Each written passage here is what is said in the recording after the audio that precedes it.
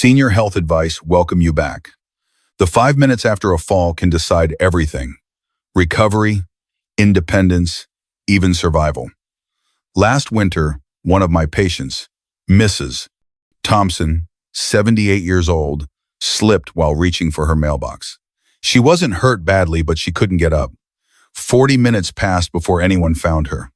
By the time she reached the hospital, her body temperature had dropped below 95 degrees. What shocked me most wasn't the fall itself. It was what she told me later. She said, "I didn't know what to do. I panicked. My own body stopped listening." I'm Dr. Sarah Bennett, a neurologist and longevity physician who spent decades studying how the aging body reacts under sudden stress. And today, we're talking about something that affects more than 1 in 4 older adults every single year, not just falling, but what happens in the 5 minutes after the fall. Because those minutes can decide everything: recovery, independence, even survival. Before we begin, I'd love to hear from you.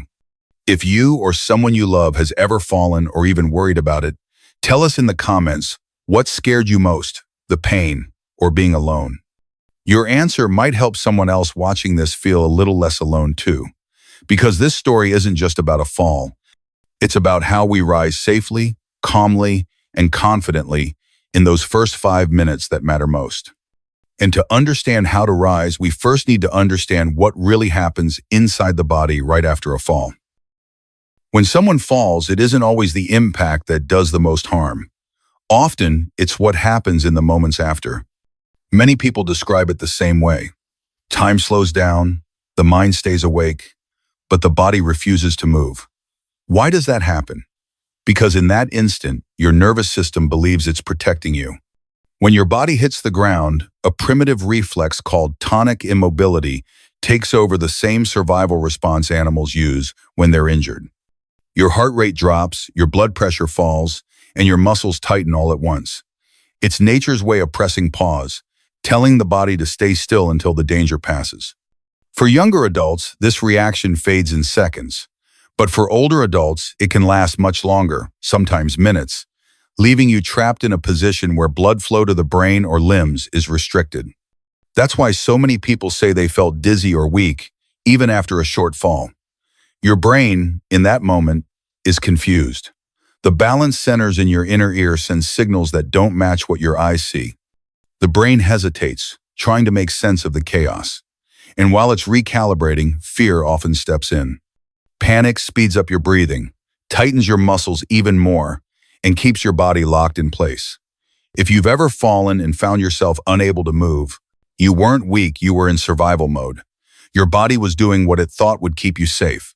The good news is, there's a way to bring your body back online. You don't need strength or special equipment. You just need breath, the signal that tells your brain, "I'm safe now."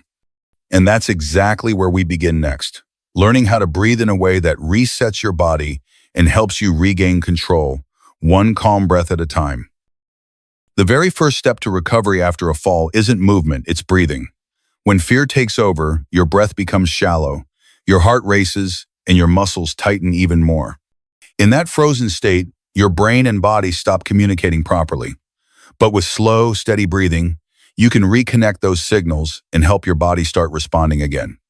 Right now, wherever you are, try this with me. Inhale slowly through your nose for 4 counts, 1, 2, 3, 4.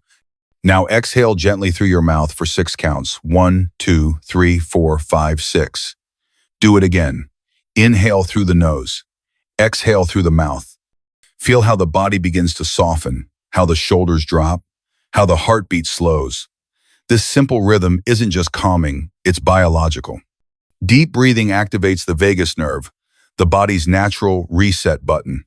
It tells your brain that the threat is over and it's time to restore balance. A 2022 study in geriatric medicine found that older adults who practice diaphragmatic breathing regain muscle coordination up to 40% faster after simulated falls than those who didn't. The breath brings oxygen, control, and awareness back online. It's like rebooting a computer after it crashes. The system won't respond until it resets. You don't need to force movement or panic about what to do next.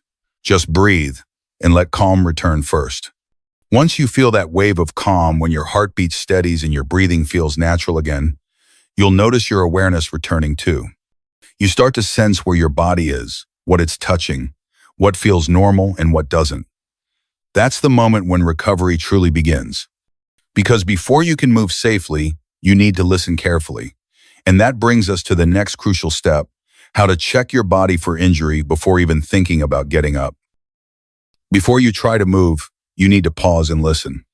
The body speaks quietly after a fall, and if you rush, you might miss what it's trying to tell you. This is what doctors and therapists call the stillness. Check a short but vital pause that helps you decide if movement is safe. Start by keeping your head exactly where it landed. Don't twist, don't jerk, don't try to sit up yet.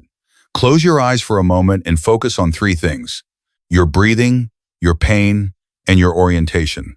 Ask yourself, am I breathing evenly? Where do I feel discomfort? Do I know where I am and what just happened? If you can answer clearly, your brain is functioning properly. That's the first sign of stability.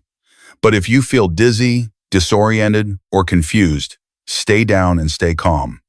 Dizziness often means your blood pressure has dropped or your inner ear is struggling to balance. Give your body at least 90 seconds to recover. Research from geriatric studies shows that seniors who stayed still for at least a minute and a half after a fall had 30% fewer secondary injuries than those who tried to get up immediately. Those extra seconds help your circulation catch up before your muscles move again. Once your breathing steadies, begin what we call the micro-movement check. Start with your fingers. Can you wiggle them without sharp pain or tingling? Then your toes. If both respond normally, slowly move upward wrists, ankles, knees, hips. Never twist your spine or turn suddenly. The goal is not to move far, but to test whether the signals between your brain and your limbs are working. If you can move gently without stabbing or radiating pain, that's your body giving you permission to proceed. Each small motion is proof that your muscles and nerves are communicating again. And every confirmation builds confidence. Don't rush to prove you're fine. Let your body tell you first. When pain is quiet and dizziness fades, you've passed the stillness check. Now you're ready for the next stage, learning how to rise safely, calmly, and without causing new injury. Now that you've checked your body and confirmed it's safe to move, it's time to rise slowly, carefully, and with full control. This method is called roll and rise, and it's used in hospitals and rehabilitation clinics all over the world because it protects the spine, prevents strain, and gives you balance while you get up. Start by taking one more deep breath. Calm is your foundation. Then, bend one knee slightly and roll onto your side, whichever side feels stronger or less painful. As you roll, support your head with your arm. Once you're on your side, pause again. Notice if the room spins or if you feel lightheaded. If you do, stop and breathe until it settles. There's no rush. From your side, bring your upper body forward so that you're resting on your elbow and forearm. Push gently until both hands are flat on the ground. You're now halfway there. Pause, breathe again, and make sure your balance feels steady. Next, move one leg forward so that you're on all fours, hands and knees. This position might feel familiar. It's one of the most stable and natural for the human body. In this posture, your weight is evenly distributed and your spine is safe. Look around and locate something sturdy, a chair, a low table, or the edge of a couch. Crawl slowly toward it. Don't rush or twist your body suddenly. Place your hands on the seat or the edge, then bring your stronger leg forward and foot flat on the floor. Keep your other knee on the ground. You should now be in a half-kneeling position. Keep your eyes forward, not down. This helps your brain stabilize balance. Then, using both your arms and your front leg, press gently upward until you're standing, still holding on to the support. Stay there for a few seconds. Let your blood pressure and breathing adjust before taking any steps. If at any point you feel sharp pain, dizziness, or your vision blurs, stop. Sit or kneel back down and breathe again. Safety first, pride second. Rising slowly isn't weakness, it's wisdom. Every controlled motion tells your body, I'm safe, I'm capable. You've made it back up, but the next few minutes are just as important. The body can still be vulnerable right after standing, and knowing what to do next can prevent dizziness fainting, or another fall. Let's walk through those next steps, what doctors call the recovery window, the 15 minutes that protect your strength and stability after every fall. The moment you're back on your feet, your body goes through another sudden shift. Blood that had pooled while you were on the ground rushes downward again. For older adults, this can cause orthostatic hypotension, a quick drop in blood pressure that leads to dizziness, nausea, or even a second fall. That's why what you do in the next 15 minutes matters so much. Start with what we call the pause and pulse check. Once you're standing or sitting upright, stay close to a stable surface, like a chair or countertop. Don't move right away. Take a full minute to breathe and let your body settle. Lightly touch your pulse, either at your wrist or neck. You don't need to count, just feel. Is it racing, faint, or uneven? If it's irregular or you feel lightheaded, remain seated and breathe slowly until it steadies. That pause gives your cardiovascular system time to recalibrate. Never try to push through dizziness. Respect it. Sit back down or return to a kneeling position if you feel your balance slipping. Studies from Harvard's Medical Review on Senior Balance show that sitting back down within 20 seconds of feeling dizzy reduces the risk of fainting by 70%. Stability first, pride second. Once your pulse and breath feel steady, take a few sips of water. Not a full glass at once, just small, calm sips. Stress and cold can dehydrate you without realizing it, and even mild dehydration can lower blood pressure. Hydration helps restore circulation and prevent delayed weakness. If you've been on a cold floor, wrap yourself in something warm, a blanket, a sweater, even a shawl. Warmth helps your blood vessels open again and soothes tense muscles. And if someone arrives to help you, ask them not to pull you up or fuss over you. What you need most is presence, not pressure. Have them stay near you, talk to you, and keep you engaged. Speaking aloud, describing what happened, where you are, what time it is helps your brain stay alert and prevents the fog that sometimes follows shock. When calm, warmth, and hydration return, your body will start to feel normal again. But recovery doesn't stop there. The best way to stay safe is to prepare for the next time to rebuild balance, strength, and confidence so your body knows exactly how to protect itself. That's what we'll cover next. How to prevent future falls by retraining both your muscles and your mind. Recovering from a fall isn't just about getting back on your feet, it's about regaining trust in your body. Many older adults tell me, "Doctor, I'm afraid to walk again." That fear is natural, but if left unaddressed, it becomes a trap. The less you move, the weaker your muscles and balance become, and the next fall becomes more likely. The goal now is to rebuild confidence physically and mentally. Confidence isn't a feeling, it's a habit you can train. And we do it through micro movements of safety, small, controlled motions that remind your body that movement is safe again. Start simple. Stand beside a wall or the back of a sturdy chair. Place your hand lightly for balance. Shift your weight from heel to toe 5 times. Feel the floor beneath you. This subtle motion reawakens your sense of balance and tells your brain, we are moving and we are safe. Next, try the wall glide. Stand with your back against the wall, feet about 6 inches forward. Gently slide down just an inch, hold for 3 seconds, and then rise back up slowly.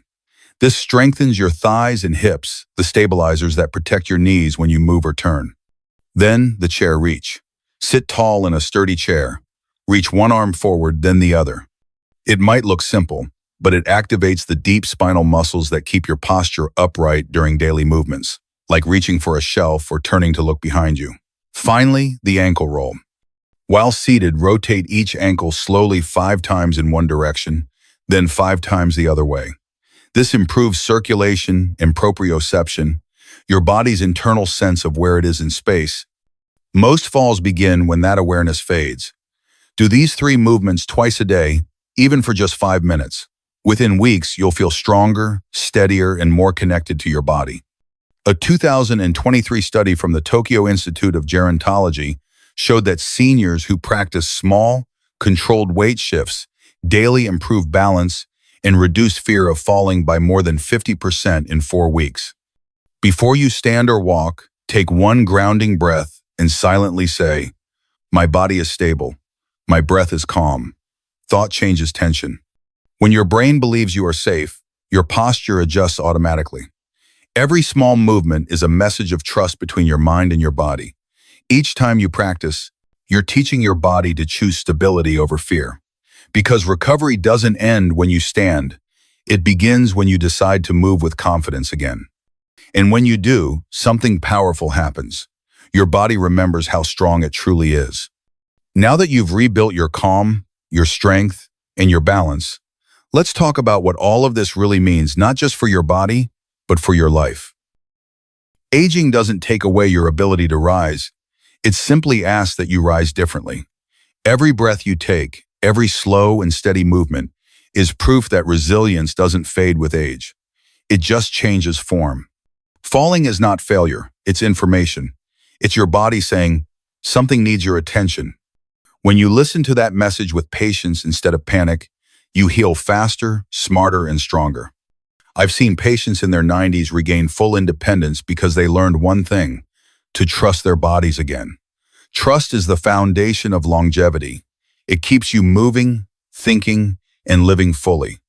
So if you have parents, grandparents, or anyone you love over 60, share this video with them. Knowledge isn't just power, it's protection. Remember, breathe before you move, pause before you rise, and trust before you fear. Because every time you choose calm over panic and patience over pride, you're proving something beautiful. Your body still belongs to you. Breathe, pause, rise, repeat. If you like this video, go ahead and give it a like and subscribe to the channel.